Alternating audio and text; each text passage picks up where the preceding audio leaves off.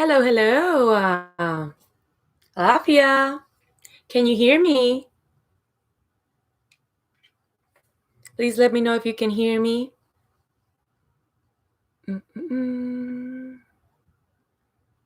Hello, Nikita. Hello, Amanda. Hello, Chris. Hello, Takia. Hello, Nix. How are you guys doing? How's everything? We're going to give a few, maybe 10 minutes for people to get in. I'm going to put my incense over here because I keep waving it around and I don't like doing that. So I'm going to put it over here. Hello, Tiara. Hey, B. Hey, Bernice. Welcome, Rachel. I'm so excited for this. I'm so excited for this new, let's say, format of classes. Because if you think about people who have been in past classes with me, if you ask them, we will usually do this class over at Instagram Live. But I'm no longer doing stuff in Instagram Live. And yeah, I'm really excited for this and also really excited for the opportunities that streaming on YouTube Live can give me as, a video content creator. So, welcome, Maya. Welcome, Tina. Welcome, Andrea. Welcome, La Mujer Diosa. Welcome, Bella la Bruja. If I haven't mentioned your name, welcome. I hope you're having a wonderful day today. I hope you are as excited as I am to learn and to explore the world of tarot. Is this good for beginners in tarot? Yes. We're going to be discussing foundations and basics so we can have a complete awareness of what tarot is about. So that's why I opened this class for people of every level of experience. So the ones who are a little bit more experienced can polish the knowledge that they already have. And the ones who are just getting started can start gaining some type of grasp over what the tarot has to offer or what kind of answers the tarot can provide. Hello, Michelle. I'm going to drink some water real quick. Make sure you have water available during the class because usually when we're discussing spirit, when we're discussing ancestors, when we're discussing intuition work, sometimes our personal intuition and our personal, let's say, spirit team will be requesting water. So it's normal to feel a little bit more thirsty than usual when working with tarot. Okay. So yeah, Takia, this is gonna be really exciting for me, and I'm really happy that I can share this with you. So, first of all, let me talk a little bit about magic for the people before we begin. Magic for the People is a melanated mystery school, and it started a while ago, but I formally got it to work, or I formally got it to, let's say, it formally took its first steps when this whole COVID-19 pandemic started affecting everyone's lives and everyone's routines. Okay. So basically, this space was created in order to open the path, or in order to open the access to certain information for people who identify as Black, Indigenous, or people of color. So usually most of the content that we have available, or most of the content that's being created, it's rooted in Eurocentric practices and is rooted in Eurocentric thought. So sometimes that can make a lot of people who are not Eurocentric, a lot of people who do not subscribe to Eurocentric thought, it can make us feel very invisible and it can make us feel unwelcome. So Magic for the People was created as a way, or as a response to those efforts that I was doing, and those efforts that a lot of people around me have been doing, in order to open the idea of mystic practices, in order to open the idea of witchiness, or the idea of the craft, to people who don't conform to this Eurocentric ideals, or who do not subscribe to Eurocentric schools of thought. Okay? So when Magic for the People got started, it was basically, yes, I was trying to decolonize my personal craft. And by decolonizing my personal craft, I realized that there were many little things that a lot of people believe that are rooted in Eurocentrism. But then when we think about it, and when we trace it back to Africa, when we trace it back to hoodoo practices, when we trace it back to native indigenous practices in Central and South America, we can see reflections of the same kind of magic that we're practicing in modern times, 2020. So it was very interesting at first, and at the same time it felt really amazing to finally feel like people that believed in the same things as I do, and people who stand for the same ideals as I do, were vibrating in the same frequency, and were exploring the same knowledge in elemental powers, or elemental correspondences, the same knowledge in herbalism, the same knowledge in different kinds of magic. Hello, Alicia, welcome. So, um, uh, that's the basics of what Magic for the People is about. My name is Omi. A lot of people know me as Omi. Other people know me as Mimi. Other people know me as Omiyinka.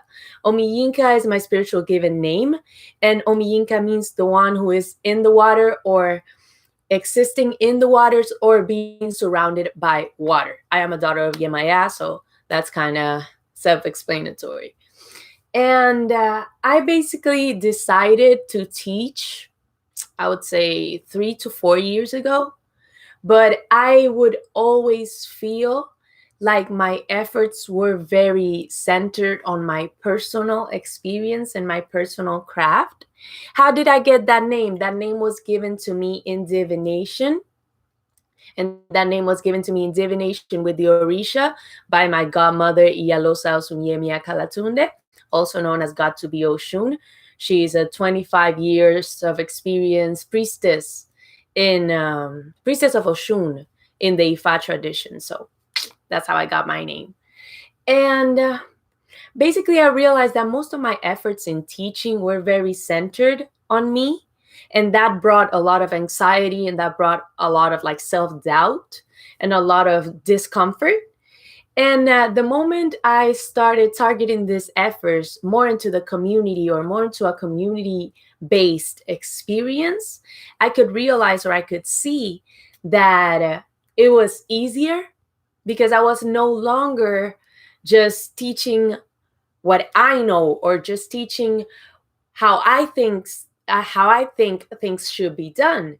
I was teaching through research. I was teaching through a community-based experience, through an experience that was more centered in creating spaces for all of us, and not only creating spaces for myself.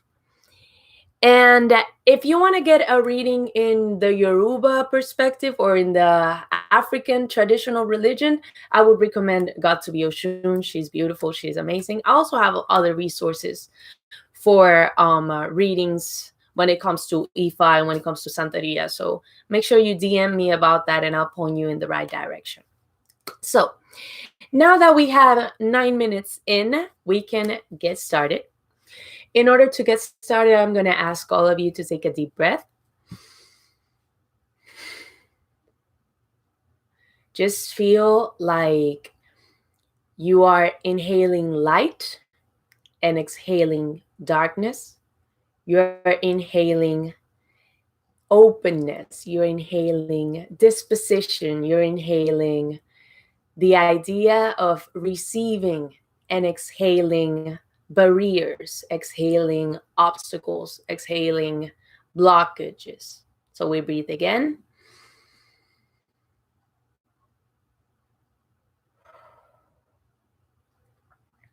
And now we can begin. So I hope all of you have your cards in order. And first of all, we're going to be talking a little bit about what tarot is about and what can tarot do for us. And for this, I'm going to pull my little guide next to me real quick. Hold on. Okay, there we go. So, what is tarot? Tarot is a deck of 78 cards. Each card has its own imagery, it has independent colors, it has independent elements, and a story. Those 78 cards are divided in two sets. The first set that we have is our major arcana that starts with the Fool and ends with the World. And those are 22 cards, okay? And they represent life's karmic and spiritual lessons. They are a cycle that begins with the Fool, ends with the World, and goes back to the Fool. Okay, so it's a never-ending cycle. Then when we talk about the rest of the deck, the rest of the deck is represented by the 56 minor arcana cards that reflect the trials and tribulations that we experience on a daily basis. So our major arcana is more connected to this idea of, let's say, lessons and cycles and experiences that are very specific but are very common in everyone's life. Everyone goes through mourning, everyone goes through learning, everyone goes through beginnings, endings, heartbreak, new relationships, etc., etc., etc. So these are constant cycles that exist in our lives. Meanwhile, the minor arcana are more connected to like what we experience on a daily basis. So I like seeing the major arcana as like milestones that change the, let's say, wider or the bigger picture. Meanwhile, the minor arcana will be the little things that we go through every day, or the little like experiences and interactions that we go through every day. Okay? Within the minor arcana cards, we have 16 court cards that represent 16 different personality characteristics that we may choose to express at any given time. Okay? So, if we have 16, that basically means, or basically gives us the idea that we have 4 on each suit. So it's 4 cards for the Pentacles, 4 cards for the Wands, 4 cards for the Cups, and 4 cards for the Swords. These 4 cards are the King, the Queen, the Page, and the Knight. Okay? So, we also have 40 numbered cards that are organized into 4 suits. These are 10 cards each that represent various situations that we encounter day to day. So when talking about the minor arcana, when we're talking about the minor arcana, we have to understand, or we have to pay attention to the fact that this 4 cards that each suit have represent personality traits. The King, the Queen, the Page, and the Knight are personality traits.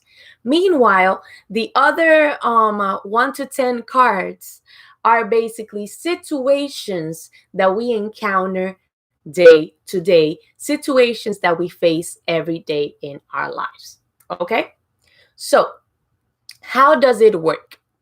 For this, I usually like saying that tarot is, or when learning tarot, we're learning the language, we're learning the lingual, we're learning the words and the proper way to, let's say, translate the messages that the cards provide. Is the proper way to explain the reasoning behind each card in order to provide context and then fill in the blanks with what our intuition and our personal interpretation is providing. So, yes, you could read tarot cards just by asking the little book that comes with your cards. But when you do that, you're eliminating your participation. You're eliminating your interaction with the cards.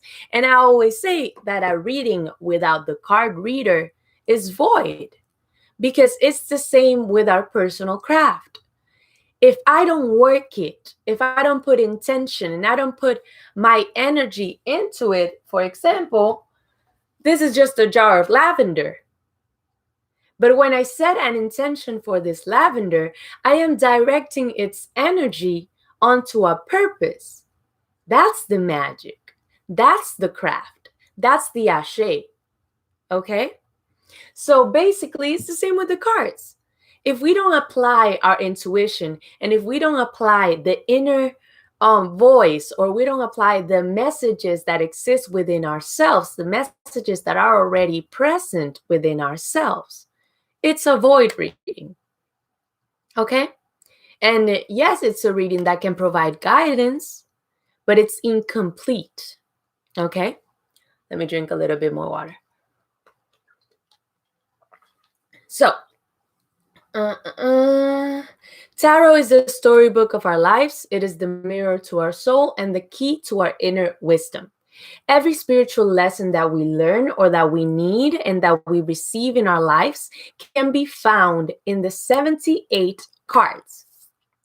We're going to get shown the exact lessons that we need to learn and master to live an inspired life. These cards are providing an access to our subconscious mind, our wisdom, and answers that live within.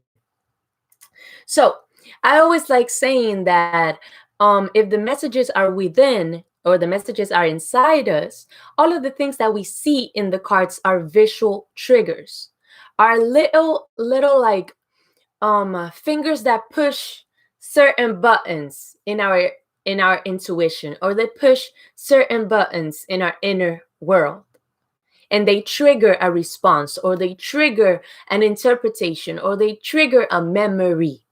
Okay? So basically, all of the knowledge that we see in the cards is knowledge that we already have, knowledge that it's already part of us. And it's just waiting to be triggered. It's just waiting to be like switched on by the images and the visual cues that the cards provide. As I was saying, the imagery in the cards is giving us instant access to our subconscious mind and our intuition. From this place of inner power and wisdom, we can discover how to make positive changes.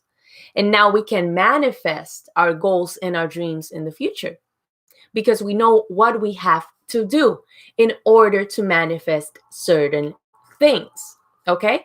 So it's kind of like providing us a manual or providing us a how-to guide to navigate the world and navigate certain experiences.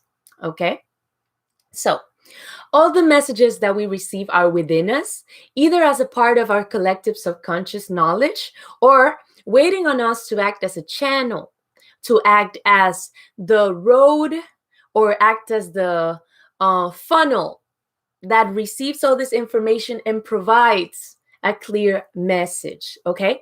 When we're interpreting tarot, the images are triggering subconscious associations that, combined with our intuition, provide us an answer. So, for example, when I'm looking at the Magician card, my ring light is reflected on it. The Magician card has a lot of elements and has a lot of specific elements that connect to the symbols or connect to the messages that are reflected in this card. So these are symbols, or these are visual elements that we are already familiar with. If you see a golden coin, you think about money.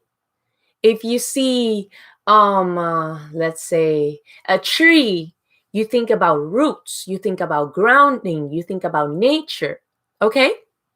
So these are imagery that we are already familiar with. These images are things that we already know about, and things that are pertaining to our collective imagination or our collective subconscious. Okay? So tarot can be interpreted using only intuition and using only our personal knowledge of these visual cues. Yes, it can be a little wonky and a little, let's say, complicated sometimes and a little confusing sometimes, but it can be done. And the deck that I'm using for this example is the Modern Witch Tarot. And I'm going to show you the little box over here. There you go. You can see it. Modern Witch Tarot by Lisa Sterl. Yes, Lisa Sterl. It's beautiful. It has a lot of different representations of what magic looks like. And yeah, I really, really like it. So at the end of the day, we have to think that tarot or interpreting tarot is a combination of intuition, knowledge of the cards, symbols, colors, numbers, and the context of the present situation. So I'm going to repeat that one again. Intuition, knowledge of the cards, symbols, colors, context, and numbers, and what we're going through right now, okay? Or what's happening in the situation or in the question that I'm asking. For example, if I'm asking about school and I get cups, it's like gonna be more oriented to our emotional or our emotion world or the inner world and the inner work. And some people will say cups are only about relationships. No, they're not. They can be about different, or each suit can be about different aspects of a major meaning or a major, let's say, area of our life, depending on the context of the question. Okay? One more time. So, intuition, intuition, knowledge of the cards, what I know, the research that I have done, the knowledge that I have available. Symbols, colors, numbers, these are all the visual cues that are present in the cards. And the context of my question, what am I asking and how does this card relate to my question? Okay? Do you recommend using more than one deck as you grow your skill? I always say that in my particular situation, each deck is for something in specific in my particular, like the way I see it. For example, if I want to talk to my ancestors, I look for decks that are more connected to their experience and to the things that are familiar to them. If I want to, if I feel like talking a little bit more, looking a little bit more into herbal remedies, I can find a botanical oriented deck and use that. It depends on what you want to add to your practice, or it depends on what angle do you want to utilize when it comes to doing a particular reading. Okay? I recommend it as long as you're comfortable. If you're comfortable with using 3 different decks, go ahead. But it's up to you and your comfort level. And it's up to you and how comfortable you are with the cards. Because you might get confused and overwhelmed if you use 3 different decks. But it's up to you and your level of skill. Okay? So it's basically realizing that at the end of the day, tarot is about what makes us comfortable in divination. And what makes us feel, let's say, what makes us feel comfortable. What is a deck you would recommend for beginners? For beginners, I would recommend this Modern Witch Tarot. I would recommend the Modern Witch Tarot and the traditional Rider-Waite Tarot. That is also the one that I use. Depending on what your aspirations are with that tarot deck, or what your, let's say, goals are with that tarot deck, my answer might change. But for easy peasy, pumpkin peasy, that Modern Witch Tarot is very good. Okay? You're welcome, Bernice. So, we're going to be talking a little bit about divination and the role of the witch through the womanist lens. And it's basically the idea of divination and the role that the witch, or the role that witches play right now in modern history. Okay? So, when we talk about womanism, we're talking about a movement that was created as a response to feminism. Feminism in its origin had the goal of gaining political and social equality for women. It was a movement that was created for wealthy white women who were seeking freedom from the one system that held them back. That was the patriarchy. So womanism was created as a response to that movement in order to center Black and brown liberation, knowing for a fact that liberation cannot be accessed if any of our people are still marginalized or oppressed. Womanism as a movement aims to dismantle toxic masculinity, racism, anti Blackness, white supremacy, homophobia, heterosexism, transphobia, transmisogynoir, poverty, capitalism, and colonization. Okay? So basically, as a decolonize the craft movement, the way Magic for the People is, we are very womanist in our views, and we are very rooted in womanism and grassroots feminism. Okay. And yes, Rider Waite Tarot is perfect if you're looking for a traditional perspective, if you're looking for the more traditional and classic deck. Okay. And it's very easy to learn also. Uh, uh, Also, womanism centers resistance, self determination, the health, wellness, and ability to thrive. Okay? Black cooperative economics, ecological justice, sex positivity, body positivity, spirituality and non spirituality, accountability, vulnerability, and radical authenticity. Love, light, and liberation. Those are the three main principles. So, not to be confused with love and light, which is this, let's say, ultra positivist movement that exists within the practice of witchcraft. I hate the right away. Okay. Some people, like for real, some people don't feel comfortable with Rider Waite. That's why I always encourage everyone to like find what makes them comfortable, to find what makes them feel safe, to find what makes them feel, let's say, welcome into working with tarot and into using tarot. For me, for example, I have this, I don't know where it is, over here. I have this deck that somebody got me as a present. This is the Tattoo Tarot Ink and Intuition deck. I haven't opened it. Like I just removed the plastic on the outside, but I haven't gone through it. When I received it, I just didn't feel like going through it. I didn't feel like oogling and, I wasn't curious about it because it didn't speak to me. And it's not that it's a bad deck, because it's not. I've heard wonderful reviews about it, and I heard about wonderful readers, and I've gotten readings from wonderful people who have that tarot deck, and I've gotten readings from people with that particular tarot deck. But to use it myself, I just don't feel like it.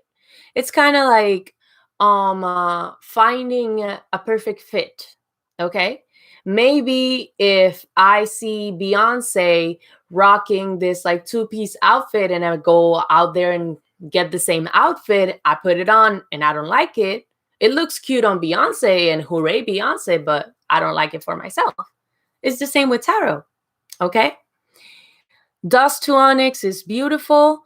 And we're going to be discussing if oracle cards and tarot cards are the same thing. So give me a second for that. So just to recap really quick on womanism. Womanism is a movement that is committed to survival and wholeness of the entire people, male and female. It's kind of the same with Magic for the People. As a movement, we're committed to the education, we're committed to the enlightenment, we're committed to the self-awareness and the access to spiritual tools and the access to mystic practices in order to find liberation and in order to use these tools in a revolutionary manner that can provide us the freedom and the liberation that we deserve. Okay? So now we're gonna be talking about the minor arcana. So as I said before, the minor arcana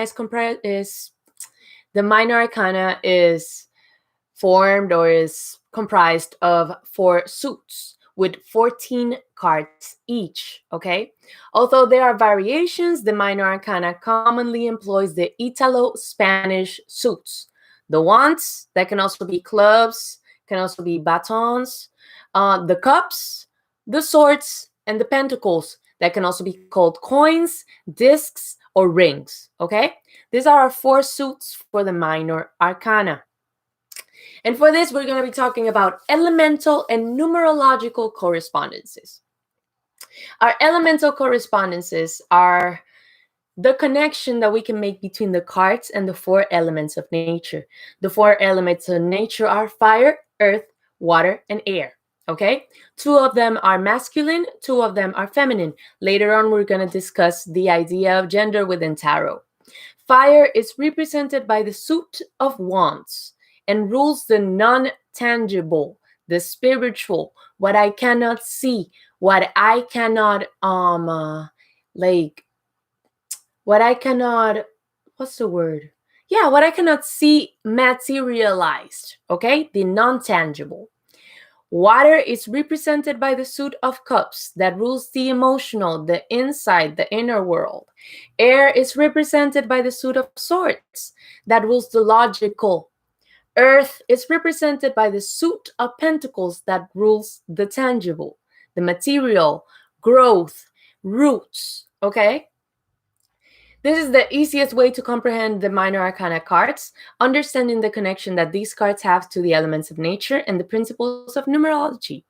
Each card consists of a number and a symbol that has elemental significance. So, when we talk about numerology in this case, and we refer to the ace or the number one or the first card, okay?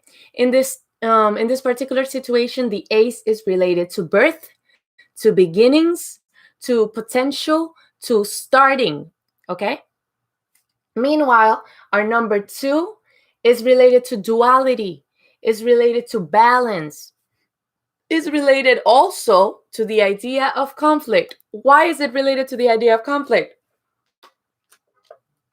We have one thing and then we have another thing that is added to the mix. From having just one, that is the beginning, we add another and we have a situation that needs to be assessed. When I say conflict, is an obstacle that needs to be addressed, okay? I like the word stalemate for that. So then we talk about the number three. And the number three talks to us about growth, talks to us about creativity, talks to us also about the idea of birth, talks to us also about the idea of something happening from those two, creating a third. Okay? It's the same idea of this person, and then there's a baby. It's kind of like that. Okay? So when we talk about number four, we're talking about balance, we're talking about stability, and we're talking about reflection. Okay? When we talk about the number five, we talk about challenges, we talk about changes, we talk about I would say like the idea of uncertainty, the idea of something being open and having to be like digested in order to like make a specific decision. There's still like this when it comes to the number five, because the number five is the middle, but it's not like completely on one side or the other. So it's not completely on the beginning stages and it's not completely on the end stages. So it's this like standing at a crossroads type situation. Okay. Then we talk about our number six, and our number six talks to us about resolution, talks to us about wisdom, and talks to us about harmony and equilibrium. Okay. So basically, now that we are moving from our number five into our number six, we are receiving the idea of moving forward. Okay. The transition between five and six is basically evolution, learning, growth. I'm no longer uncertain because I have received a lesson, that is the six, that gives me that knowledge, that provides me that awareness. Okay? Then we talk about the number seven, that is possibilities and reflection. The number eight is death, regeneration, balance. The number nine is accomplishment, gathering energy. The idea of foundations, okay? And then our number 10 is completion, perfection, fulfillment, okay?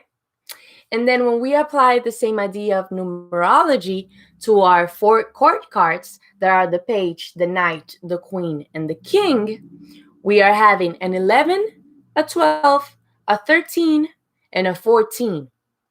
In this case, you can either like add the numbers together and use the numerology for the result. So if I have an 11, 1 plus 1, 2, 1 plus 2, 3, and so on. And I can align it to the same numerology that I was working with from the 1 to the 10. Or I can just describe the page as process, the page as reflection of essence, okay? The knight can be perceived as change of action. The queen can be perceived as preservation of actions, and the king can be perceived as initiation of actions. Okay? So, now we're going to talk a little bit more about the court cards. When we talk about the court cards, we're talking about the fact that the minor arcana includes the 16 court cards that are the king, the queen, the page, and the knight, representing 16 personality archetypes that we see reflected in ourselves throughout our journey in life. So we have active energy and we have passive energy. Our active energy is the element of fire and the element of air. Our passive energy is the element of earth and the element of water. On our active energy side, we have the kings that represent authority and belong to the air element. And we have the knights that represent action and belong to the fire element. We also have, on the passive energy side, the queens that represent guidance, influence, and belong to the water element. And the pages represent words and belong to the earth element. So I'm going to go back real quick to repeat the fact about the pages. The pages are reflection of essence and have passive energy because they are connected to the earth element. This meanings and all these like little facts that I'm like letting you know are going to be included in the PDF for the class. So if you miss it, don't worry about it. Write a little note to check back on it. Once you receive the PDF, you're going to be able to add that to your notes, okay? So we don't keep going back and forth. So in order to understand court cards, we can apply the following formula to break them down, okay? I'm gonna write that formula over in the chat so you can understand it a little bit better. So the court card of the suit uses whatever area they work on to do what the card does in the area of the court card that we were speaking about. So how do I make that make sense? The King of Cups, okay? The King of Cups uses reason to manage the emotional world. How does that get translated? The king is the element of air. Air is masculine and it rules over the rational, logical, and the mind. Therefore, the king uses reason, okay? The king uses the rational, uses logic, uses their head, okay? But if it's the King of Cups, it deals with the cups that are the element of water, that are feminine, that rule over the emotional and the heart. Therefore, this logical, mental, rational person that we're talking about deals with their emotional side or deals with emotions, okay, by applying reason, by applying logic, okay? The king usually manages, the king usually calls the shots. They are the one who says how things are supposed to be done. So they use reason to call the shots. They use reason to manage. They use reason to lead in the emotional world. That is the element of the cups.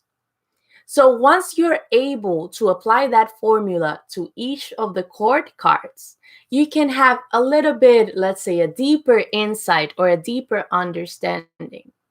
Okay? Once you are aware of what each suit represents in like an elemental correspondence, you can also know what that elemental correspondence is tied to. So you can have, let's say, a more specific or a more deep understanding of what you're dealing with when it comes to a specific court card. Okay? We already spoke about numerology. And we're going to move on to the major arcana. Our major arcana are the cards that represent the life lessons, the karmic influences, and the big archetypal themes that are influencing your life and your soul's journey. These are 22 cards that represent a cycle from beginning to end and back to the beginning again. Okay? So for our major arcana, we're going to talk about something very nice and very specific that I feel like helps a lot of people, and that is the journey of the Fool. So we have to think about the major arcana as a story. We have to think about the major arcana as, let's say, a journey, story, somebody telling us something that happened. Like somebody came to you and told you, have you heard about the Fool? They went on and they did this, and then they went through this, and they give you all the nitty-gritty and all the details. Okay? So let's talk about the Fool. The Fool is my favorite card. I wouldn't say my all-time favorite, but it's one of my favorite cards. And the journey of the Fool, it's a cycle, as we were saying before. It starts with the Fool as they travel through each of the remaining 21 cards, experiencing each one and assimilating their lessons. Okay? It is composed by 3 stages: our social self, our moral realm, and the cosmic scale. Our social self talks to us about how I am. Okay? Who am I? How do I fit in the world? We experiment with identity and our relationship to others. We go through our power, the pros and cons of structure, our connection with relationships, sensuality, nurturing, and then our intuition. Okay? So we have the Fool. And the Fool is very eager and very excited to begin. The Fool is spontaneous. The Fool is, they have faith. They are a little bit, they're a little bit wacky, a little bit all over the place, but they are excited to feel and fulfill their purpose in the world. Okay? They have no fear of consequences. They have no fear of what can go wrong. And that's a good thing and a bad thing at the same time. Okay? So the Fool, the first person that the Fool meets is the Magician. And the Magician tells the Fool, hey, you're nice. That thing that you want to do, you can do it. That thing that you want to like experience, go ahead. You have the power to go out there. You have the skills to go out there. You only have to focus on that power that you got. Believe in yourself, believe in your power, and you can do anything. And the Fool is like, okay, I got the power. I can do it. I can do anything. Okay, I'm excited. The moment the Fool realizes, that he has the power and he's aware of all these things and he can do all these things. The high priestess comes in. And when the high priestess comes in, she comes in to remind the fool, great, you got the power, you got all these things, you got all these like skills and material and physical skills, da da da da da da. But you also have potential. And you also have an inside world that needs to be held accountable. An inside world that you have to take into like consideration. You also have your intuition. You also have all these like skills that are within. These skills are not rooted on your physical capabilities. These skills are rooted on your intuition, are rooted on your inside world, are rooted on your spirituality, and are rooted on your spiritual connection to yourself. So you're not only capable of doing all these wonderful things because you're strong, you're capable because you had that inside, like that inner compass guiding you, that inner voice letting you move and letting you go places and letting you go wherever you desire. So pay attention to that voice too. Don't just focus on your skills, okay? That's what the high priestess has to say for the fool. The high priestess represents non-action. She represents the unconscious awareness. She represents potential and she represents mystery, okay? And once the fool is getting ready to get out of bed and start going out into the world, he meets the Empress. So the Empress is mom. The Empress is the mother energy. The Empress is motherhood, abundance, the senses, nature, caring and nurturing. Okay? So the Empress reminds the fool, yes, you can do whatever you want, baby.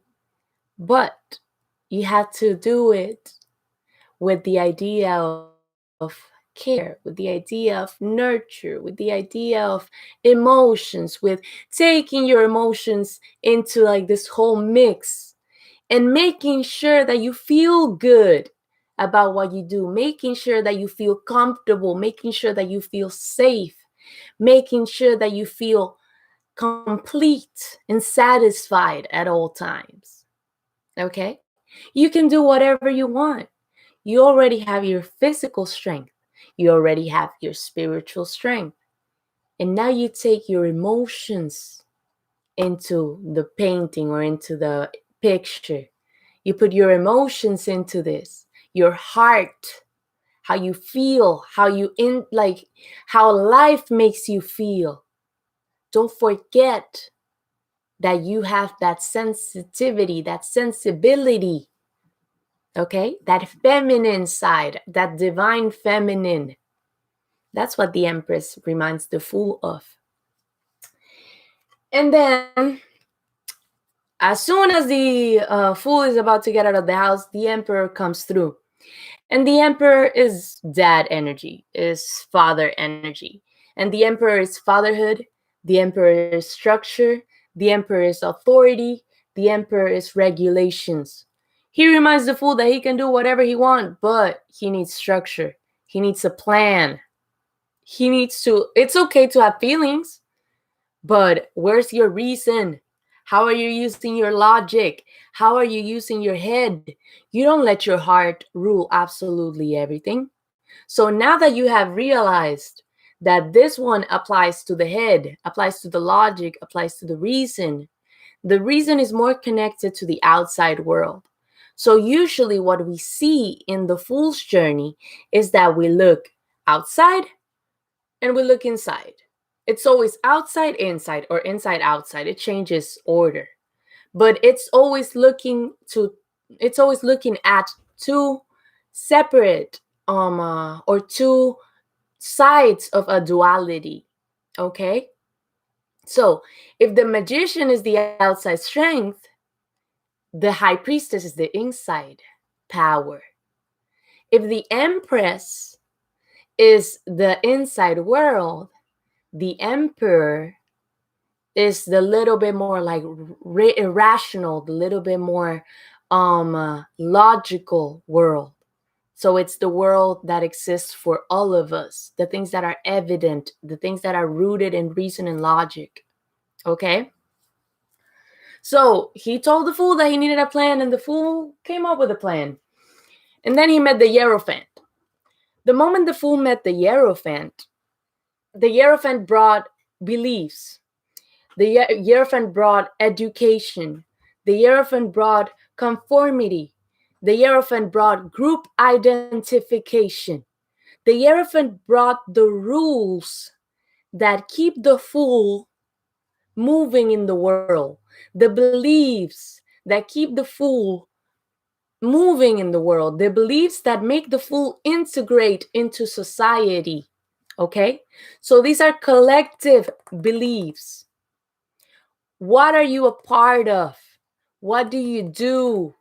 What role do you play? Okay? So we go back to the idea of who I am. Who I am is the second part, or is the moral realm of the fool's journey. The moral realm of the fool's journey talks to us about how our actions influence others, how our ethics, our ideas, and our values influence others and ourselves. All these things are being put to the test, and we try out different ways of being. We try out different ways of like enjoying and understanding life. Solitude, risk taking, self control, and surrendering control. Okay? So these are our social beliefs, what we believe on as a collective. And then the fool meets their first obstacle, the lovers. Why is it an obstacle? It is that is the first moment that the fool feels challenged. This is the first moment that the fool feels, hold up, maybe the things that society wanted me to believe in are not the things I'm supposed to believe in. Maybe I can build beliefs for myself. The lovers comes with relationships, sexuality, values, and personal beliefs.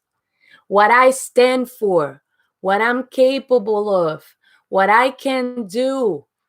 When it comes to like the rules that, let's say, control my personal or my inside world. Okay? So, the lovers also reminds us, and it's a very like essential part, because it gives us the foundation for our personal beliefs. It gives us the foundation for the things that I stand for individually, the things that make me an individual, the things that make me or keep me or make me stand out from the social world or from social groups and collectives. These are the things that give me independence, individuality. Okay? And then we test out, or we try out one of the first ways of being, that is basically the idea that is basically the idea of self-control. Okay? So self-control is the chariot. The chariot talks to us about victory, talks to us about will, talks to us about self-assertion, talks to us about hard control. This is the control that we hold for ourselves. This is how we carry ourselves, how we carry our world and our decisions. Okay?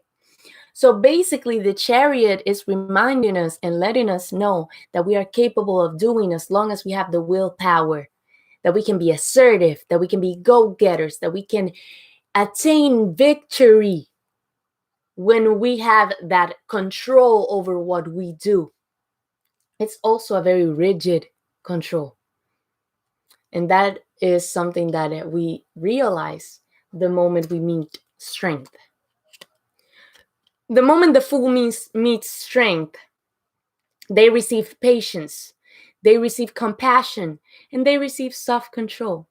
This is the control that we usually exercise on others. This is the control that we usually try to exercise on the outside world. We are lovely and adorable to everyone else out on the outside or everyone around us. We're kind, we're compassionate, we are patient, but we don't do the same thing with ourselves. And the Strength card is a reminder that we don't need to be harsh, we don't need to be tough, we don't need to be completely, let's say, tough love when it comes to ourselves. And that's something that the Fool has to learn, and that is the teaching of the Strength card. Don't be too hard on yourself. Like, loosen up a little bit. Loosening it up a little bit does not make you weak. Be patient with yourself, be compassionate with yourself, and have this awareness that your strength lays on how you move and how you exercise your power. So don't let your strength consume you. That's what the Strength card talks to the Fool about. Then we move to the Hermit. When we move to the Hermit, we exercise we try out one of the other different ways of being. The Hermit is introspection, searching, guidance, and solitude. The inside, staying on your own, being by yourself, and analyzing what's going on, internalizing what's going on, exploring the blessings and the gift that solitude represents. Okay? And then we receive the Wheel of Fortune. And the Wheel of Fortune is destiny, is the turning point, is movement, is personal vision. I have spent enough time on my own. Now it's time to see what's out there. Now I have clarity because I know where am I heading right now. Because now that I know what I want, now that I know what I lack, now that I know what I'm searching for after this whole loneliness and solitude process, being alone has taught me all these things about me. So now let me learn about the world. That's what the Destiny and Wheel of Fortune card is about. Okay? Before we go into Justice, does anyone have any questions? Let me fix my ring light real quick because it's running out of battery. So if anyone has any questions, please let me know in the chat box. Is anyone doing okay? This is like my little checkpoint to see that everyone's doing good, that we are understanding, that we are communicating, and that my audio hasn't suddenly stopped working. Anyone on my chat box? Oh, good. Okay. Where can you buy tarot cards from? You can buy them from anywhere on the internet. As long as you clean them, and as long as you cleanse them, and as long as you clear them, you can buy them if you want. It's kind of like karma. So karma, if you believe in karma, it applies to you. If you don't believe in it, it doesn't touch you. So therefore, it's the same thing. If you believe that people cannot gift you tarot cards and that you have to receive them from someone else, that's your personal belief, and that's how it rocks for you. But if you don't mind where your tarot cards come from, you can even get them from eBay. Like, as long as you cleanse and protect them and clear them so you don't carry any like ooey gooey shit that might come from other people. We're gonna discuss how we can clean them a little bit further down. So give me a second to get over there. So we're gonna be talking about the Justice card. The Justice card is really beautiful. And the Justice card is kind of this idea of, this idea of responsibility, decisions, and cause and effect. So let me go back a little bit for a second so I can explain the 4 ways of being. The 4 ways of being are solitude, risk-taking, self-control, and surrendering control. Solitude is the Hermit, risk-taking is the Wheel of Fortune, self-control is the Chariot, and surrendering control is Strength. Okay? So let me just put it down over here so you can see it. Oh. There you go. Those are the 4 ways of being. Each one is related to the Hermit, the Wheel of Fortune, the Chariot, and Strength. Okay, in that order, in this particular, like solitude, risk taking, self control, and surrendering control. Okay, so when we talk about justice, we're talking about the idea of accountability. The fool is ready to go back into the world. The fool is like, yeah, I can do the thing. I can do whatever I want because I already know my purpose. And justice is like, hold up. So, do you really know your purpose? Do you know that your actions have consequences? Do you know that you have responsibilities? Do you know that cause and effect applies and you are not like exempt from the world, and you're not exempt from those responsibilities and from your decisions having consequences? And the fool is like, consequences? What does that mean? So it's basically the idea of if you do something, you receive something. You give, you take. You give the world, and the world takes from you. Like, it's all this duality, correlations, and all this like cause and effect relationships that we explore throughout life, and that we explore with situations, and that we explore with people. So basically, this is the idea of accountability. This is the fool holding himself accountable for all the things they have done. Now they are aware that their actions have consequences. Therefore, they have a little bit more caution. They have a little bit more like thought put into the way they do things. They're not as careless anymore. They're not as free anymore because now they are connected to the idea of cause and effect. Then the fool meets the hanged man. The hanged man is the idea of letting go, the idea of reversal, suspension, sacrifice. The hanged man is hanging by their feet. They have a noose around their ankle.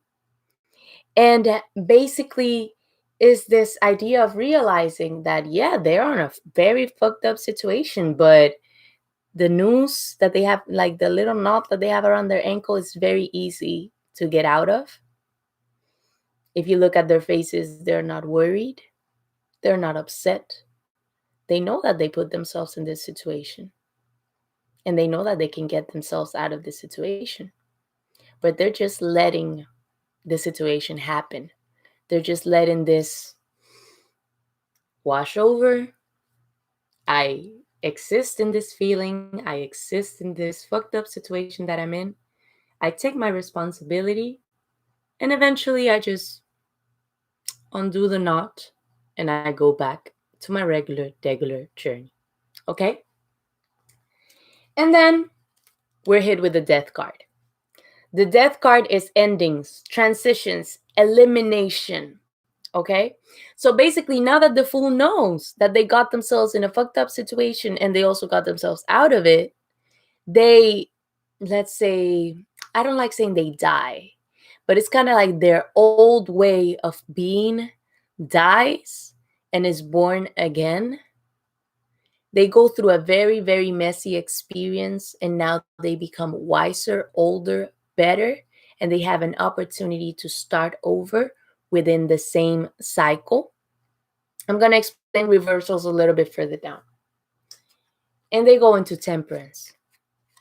Temperance is the first day of this new life, the first breath of, like, the first breath of fresh air of this new opportunity to do things. Okay?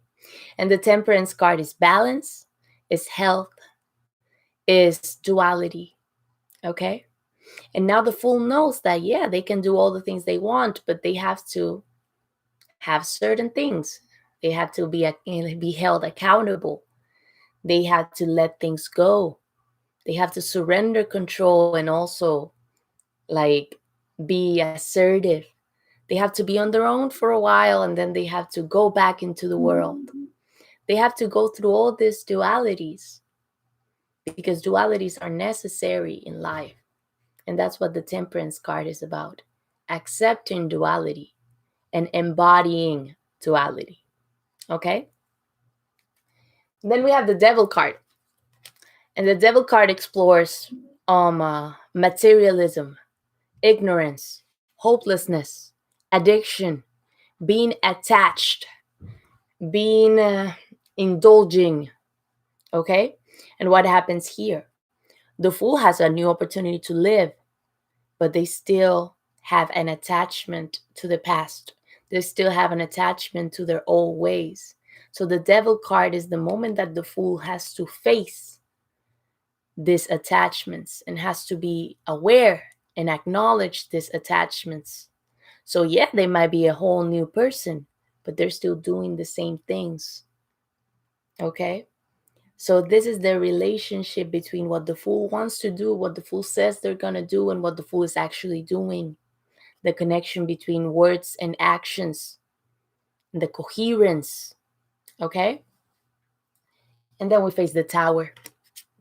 The fool realizes that in order to be a new person, in order to start over completely, they have to get rid of everything. This is the downfall, the release, the revelation, the sudden change.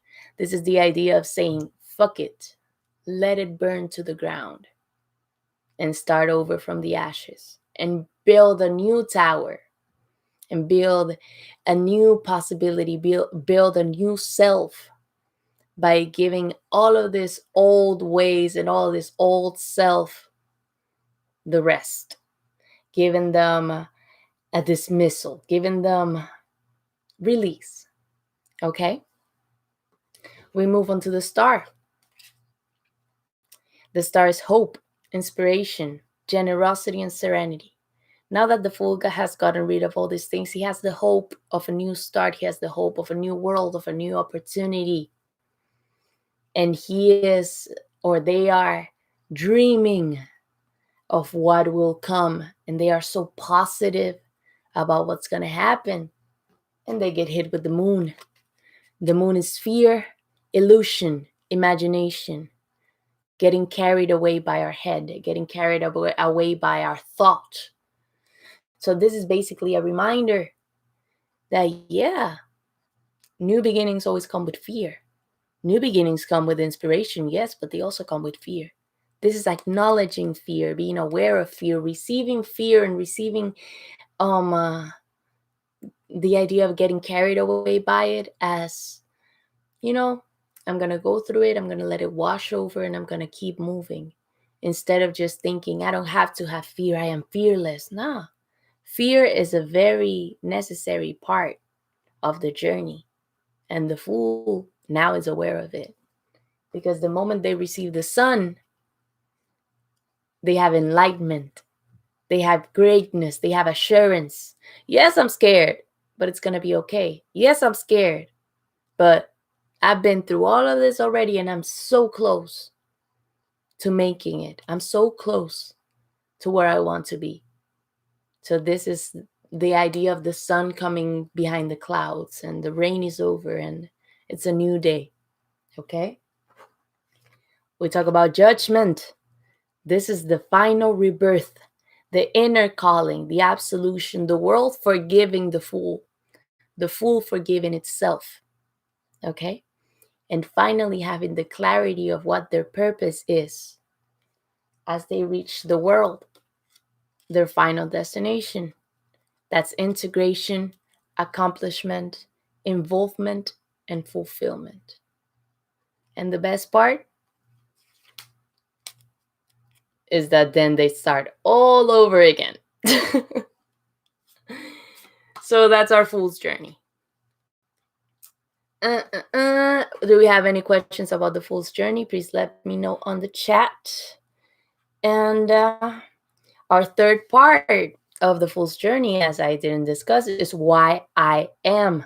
Why I am are the reasons for what I do. And it's the devil, the tower, and the devil, the tower, judgment, and the world. Or from the devil onto the world, basically. It's the devil, the tower, the sun, the moon, all of that, and then the world. That one is a little bit longer. That's a little bit longer space. Over the last one, again, the last one is basically the world, as I stated before. Remember that you're going to have this available on your PDF guide. I'm going to do this real quick. The world is integration. The world is accomplishment. The world is the end, involvement, fulfillment. So our third stage, that is why I am, or the reasons and motivations behind why I am, are connected from justice onto the world. So this is my responsibilities are part of why I am. My sacrifices are part of the reasons why I am. My transitions, the endings, the rebirths, balance, health, the negative aspects that are represented on the devil, my last revelation, that is the tower, hope, my dreams, what inspires me, fear, illusion, my imagination, the motivation and the greatness and enlightenment, rebirth, and my accomplishments are the reasons why I am. Okay? So this is when we ask ourselves, what is my greatest purpose, or my greater purpose, and how do I open up to the universe? Okay? So we're going to discuss something really quick. We're going to talk about divine gender archetypes. And when talking about tarot, we're talking about mental gender. Mental gender is the state of coexistence between masculine and feminine. And those are the aspects of the human mind. So the left brain is logic and the right brain is intuition. Logic is perceived as masculine and intuition is perceived as feminine. Both ideals or both notions exist in one brain. Okay? I'm gonna put that over here. Hold on. I'm gonna put it over here in the chat so we can see it. Magician, High Priestess, and okay, so Magician to Emperor represents the first stage. That is, hold on, how I am. How I am is Magician through Emperor. Who I am, hold on, okay. Who I am is, give me a second. Magician to Emperor is how I am. Who I am is Hierophant through Wheel of Fortune.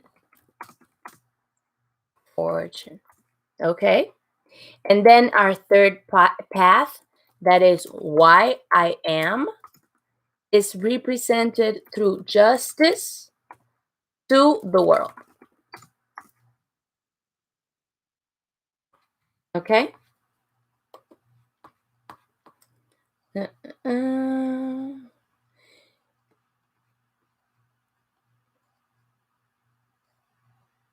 Okay, so now that I have stated the idea of divine gender archetypes, we have to remember that assigning gender to the cards has helped us to conceptualize the energies and fit them into our framework of understanding. Gender is the way that humans and the human race has divided things into groups and has created compartments for like different concepts. Therefore, it's like the human translation of how the energies work. They are not essentially male or female, they just are. But the way that our brains or the way that our society defines them is by assigning a gender to them, or assigning, let's say, classification to them. Okay, so this doesn't mean that feminine cards cannot have masculine traits, or that masculine cards cannot have feminine traits, or that somebody who is masculine cannot have feminine traits, or somebody who is feminine cannot have masculine traits. Like, the idea of gender here is just a mere way to like explain this idea of mental gender and explain this idea of the relationship between logic, reason, and the rational, and intuition and emotion and the inside world. So it's the outside world and the inside world just being reflected in all these different energies. Okay, since these are social archetypes, and our society has these collective ideas of what femininity and masculinity mean, they are not, however, universal archetypes that apply to every single person's psyche or gender identity. Okay, so this is just the idea of mental gender. So let's not get it into a mix up with other things. So, having said that, that's the first part of the class. And I'm going to move into some questions real quick. And the questions that I'm going to move into are: is tarot and oracle the same thing? Tarot cards and oracle cards are different because tarot has a very specific language or a very specific structure, while oracle cards can change because the person who decides or who defines the structure and the language that is used in oracle cards is the oracle card author of that specific deck. Okay, so think about it as tarot being a preconceived notion or something that has to be that specific way because it has rules, limitations, like structure, and the oracle is a little bit more open. The oracle is a little bit more abstract. Okay, it's less structural, or it can be structural in their own way, but it has different structures depending on what kind of oracle it is. Okay, so tarot is rigid in that sense. Tarot has a very specific nature, and oracles can change and can evolve and can be different. That's the main difference. So, let me look for something here real quick for other time. Give me a second. So, do we have any questions? Oh, somebody said reversals. So, what happens with the reversals? The reversals, I usually don't read them because I feel that assigning negative omens or assigning negative let's say like connotations to the cards kind of takes away from the work that I want to do with tarot. Tarot for me is the art of self-exploration and self-awareness. So I really don't want my cards to make me feel bad. I want my cards to teach me. So when I add a negative aspect, or when I add this like tint of doom, of impending doom, it kind of like takes away from the purpose. And I don't want to provide fear. I don't want to provide anxiety. I don't want to provide discomfort. I want to provide growth and lessons. And growth and lessons can be provided through reading the cards, regardless of what their reversal or what their reversal represents. Reversals are something that can be read if it suits and fits your personal practice. But to me, in particular, I do not read them because they do not make sense to me. Okay, what oracle decks do you recommend? The What's the name of the Akamara Tarot? The lady that created that one, she has another oracle deck that is also based on the same ideals. And my baby, that is my favorite one, is the Amenti Oracle. It's rooted in the 42 rules of Ma'at, and is a beautiful deck.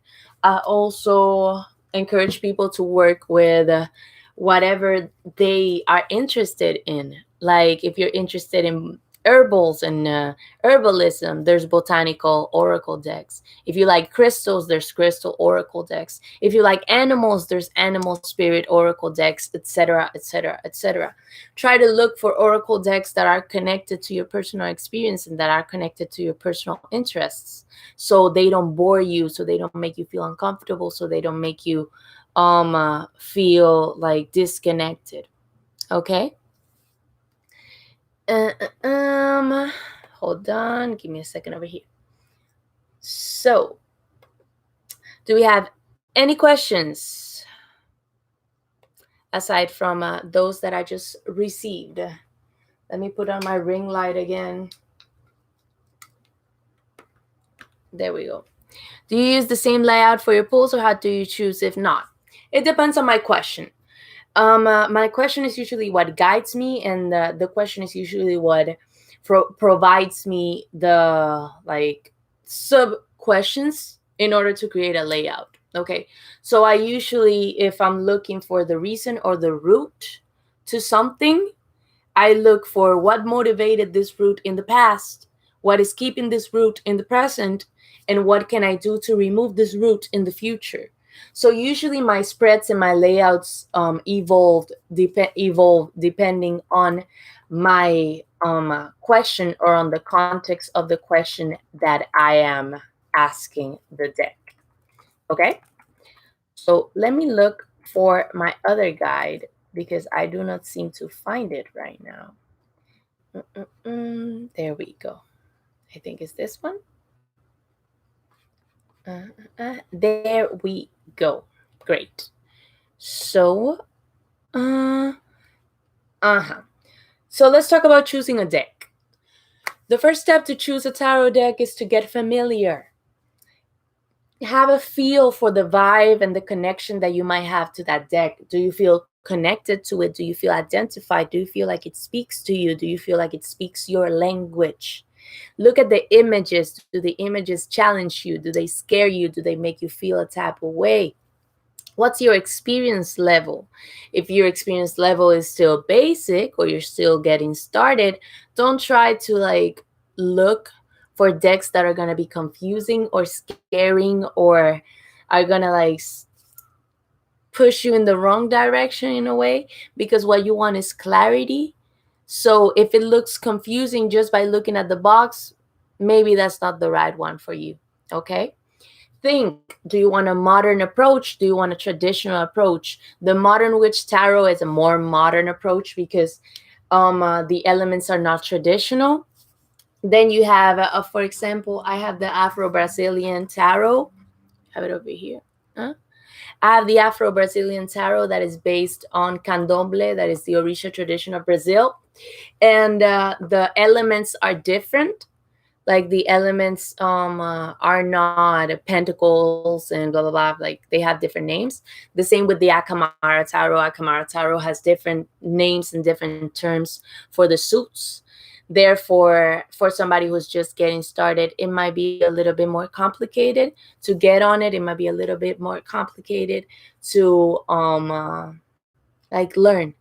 And also think about your goals. Think about what you want from this deck. Do you always do past, present, future? No. Sometimes my question doesn't require past, present, future. Sometimes my question just requires an analysis of the elements that compone that situation. If I'm thinking about my relationship, what is a strength in my relationship? What is a weakness in my relationship? What motivates that strength? What motivates that weakness? How can I work on that strength, and how can I work on that weakness? It's basically developing questions that are like rooted on this first question. I don't know if that specific explanation makes sense, but then we talk about bonding with our cards. We have to take a moment to be curious about our deck, to see what cards grab our attention, what artwork do we immediately love, what images we find confusing or confronting, which images are immediately familiar, and which challenge your ideas about what a card might mean. And then we move on to cleansing. That is something that we were talking about earlier, and something that people wanted to know about. You have to cleanse your deck if other people have touched it, if it's a new bought from a store or bought from eBay or whatever, or a secondhand tarot deck if it comes from somebody, if you've done a particularly draining tarot reading, if your cards have been sitting unused for quite some time, all those things are motivation or are a reason to cleanse. Okay? If you or your tarot cards have been exposed to a lot of negative energy, if your readings are beginning to feel unclear, disconnected, stuck, If your cards have fallen all over the floor or had some other kind of accident, and if you simply want to reconnect to your cards, you can cleanse them. How can you cleanse? You can sort and shuffle through them. You can meditate with them. You can put them under the full moon. You can use salt, like a salt bowl, just a bowl filled up with salt, and you put the cards in it. You can use sand if you want to ground them with earth. You can use herbs if you want to ground them with the earth element too. You can even use fire. Like, I grabbed like my little like lighter like this. I just grab one card, keeping a distance and keeping it safe. Like, okay. What I want is the warmth from the lighter, but not the burn from the flame. I can just go like this over them. But that's all. I don't want to put the lighter directly onto the cards. I don't want to put the open flame directly onto my cards. I can also do it with incense for the element of air. Can you use the same deck for reading other people as you read yourself? Yes. Just make sure you cleanse it before you read other people, so you don't have any of your energy going on to them. And make sure you cleanse them after you read other people if you want to read for yourself again. Make sure there's the separation of energy between one and the other. Okay? Ethics. First rule of ethics, we leave judgment and opinions at the door. Second rule, we stick to what we know. Third rule, we listen to our inner guidance and our intuition. We encourage others to do the same. We are honest and we tell the truth with compassion. We develop our own code of ethics for ourselves and for others. We help and we provide advice. We provide advice that is rooted in love, that is rooted in growth. Okay?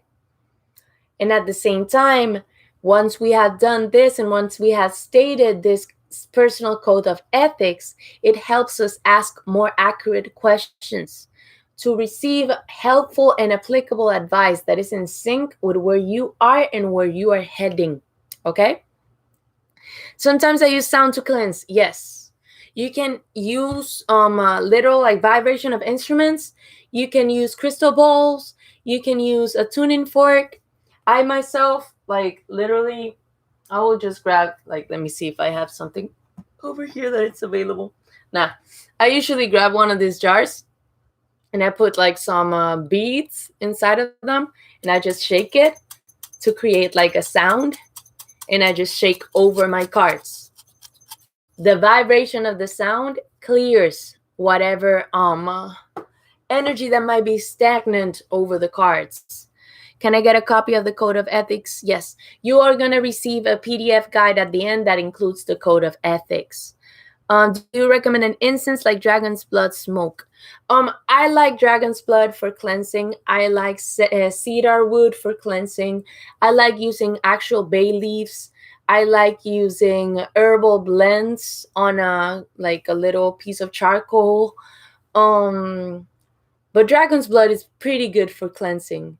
You could also use rosemary. Grab a twig of rosemary and just let it dry. Once it's like dried out, you just set it on fire and you can use that to create smoke. Cool, always cleanse between readings. Can you use the same day? Okay, so moving on onto self-protection and cleansing.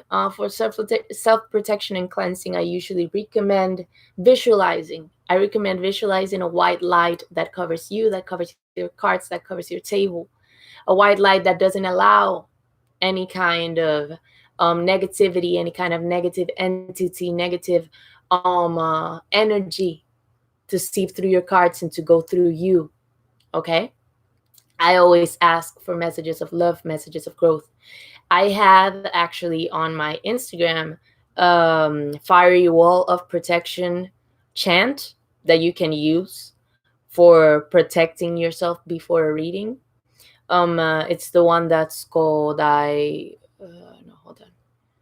walking in divine light. It's like a purple light on the video. And I also have another one that's called I Don't Know What It's Sacred, that was inspired by a priestess from TikTok, actually, who is a wonderful worker too. And both those two chants, I really like chanting for visualizing. I really like chanting for protection, so that really helps. Affirmations before and after reading. I say, love surrounds me, faith supports me, wisdom guides me. Love surrounds me, faith supports me, and wisdom guides me. I am clear of all negative energy. I bring only positive energy into my life. I honor what is sacred. I honor what is sacred. What is sacred honors me. I honor what is sacred. I am sacred. Okay? I'm walking in divine light. I am healing. I'm walking in divine light. I'm protected. Like constantly repeating, and the constant repetition of these affirmations creates a specific vibration of energy and creates a specific, let's say, wall of energy that keeps us in this healing light, that keeps us in this protective light, that helps us avoid any type of negative interruption. Okay? Then if we need to release, if we have done a very particularly draining reading, or we have a lot of kept energy or a lot of pent up energy, we can have a shower, we can go for a walk, we can shake our hands like this, we can have a cup of tea and cleanse our cards each time after a reading if it's necessary. Can you also put everything is in the PDF? All of it is in the PDF. Don't worry about it. A reminder, if you're feeling drained and overwhelmed after every reading, know that you don't have to feel this way. Know that your self-care is more important than being a tarot reader. Know that your self energy, the energy of you, your personal ashe, your personal well-being is way more important than any path to awakening, any path to spirituality. Don't give up on yourself in order to attain enlightenment. Don't give up on yourself in order to attain a connection to spirit. Don't give up to yourself. Don't give up on yourself in order to attain this like awareness, this knowledge of tarot. If you don't feel well, you don't have to do a reading. If you don't feel well, you don't have to sit with your cards. If you don't feel connected to the person that's requesting a reading, you are allowed to say no. Set your boundaries and set your spiritual boundaries so spirit doesn't abuse your limits, so spirit doesn't abuse your vessel. Know what are your limits and don't push yourself outside of them. Respect your physical vessel so it can provide support to your spiritual vessel and your spiritual endeavors. Okay? Tarot is meant to be an empowering and insightful tool. So if you're constantly feeling a need for self protection, you might need to reflect more deeply on your personal boundaries and your beliefs about tarot. If you allow tarot to drain you of all your energy, it will do it because you are allowing it, because you're manifesting it. So be the one who sets their foot down. Be the one who says, no, hold up, I have limits. No, hold up, this is all I can give. I'm not giving more. I'm not giving beyond this. Okay? Be true to yourself. Be true to your well being, to your mental and physical well being. And don't sacrifice that over spirituality. Don't sacrifice that over being high priestess or being an awakened and enlightened being. Okay?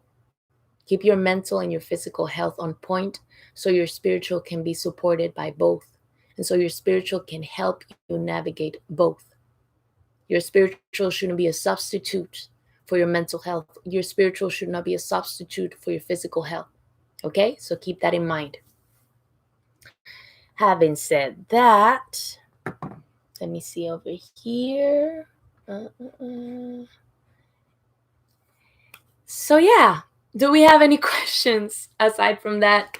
So we can do a little round of questions, and once we've done a round of questions, we can close up today.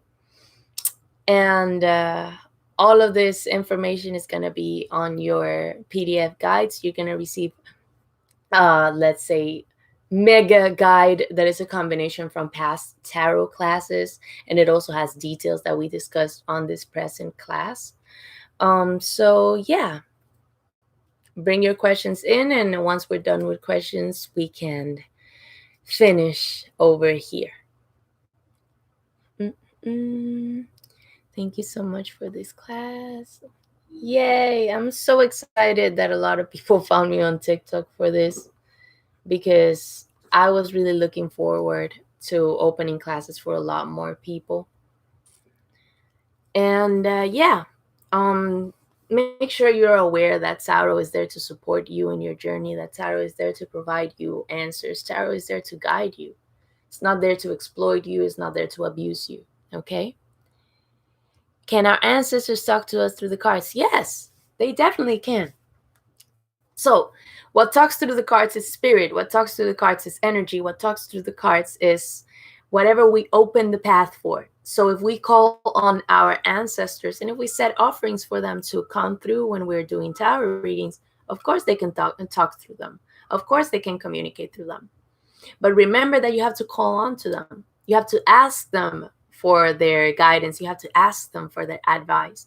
And you also have to build a relationship with them.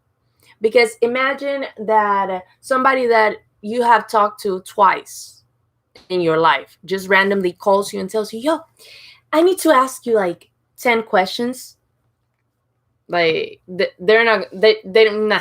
You're not going to have it. And it's the same way with your ancestors. Your ancestors want you to have a relationship with them in order to help you. They want to know you. They want to know what you need. They want to know how they can help. And the only way they can know that is by you building a relationship with them, by you sitting down with them, by you talking to them and communicating with them and sharing with them, even if you don't have questions to ask, even if you are not asking for help or advice. Just sit and have a chat, have a conversation. Okay? And then in the future, invite them to guide you and invite them to provide you wisdom during your tarot readings. Okay? Would you ask your cards if it's okay for you to read for other people? Do entering speed? Okay. So you can ask the cards if they're okay with you using them for others, or if they feel better just working with you.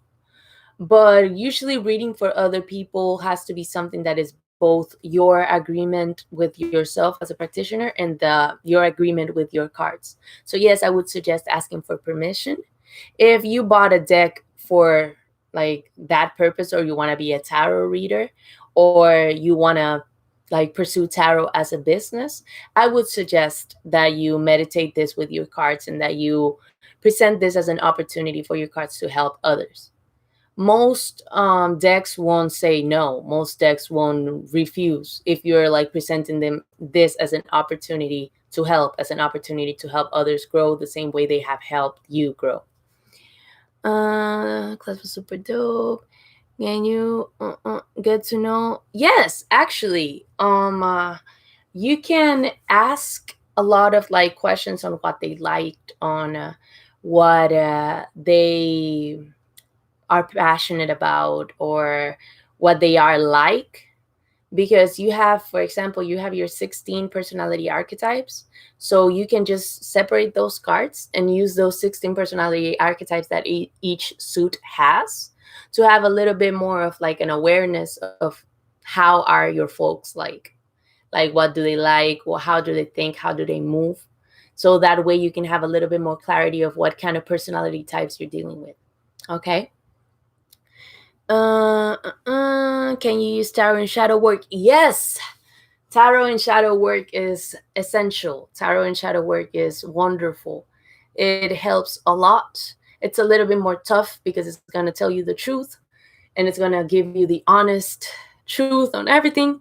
But it can be used, and it's encouraged that we use divination and shadow work. So we have let's say, I wouldn't say an outside opinion, but we have a little bit more concise opinion, and it's not only ourselves, and it's not only our self-perception that's leading the way. Okay. So my cards beat me up in the best way. Yes, they tend to read me for filth. too. So it's okay.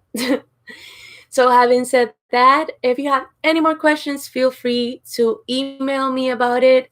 You have my email. It's hola@brujacaribe.com, hola@brujacaribe.com.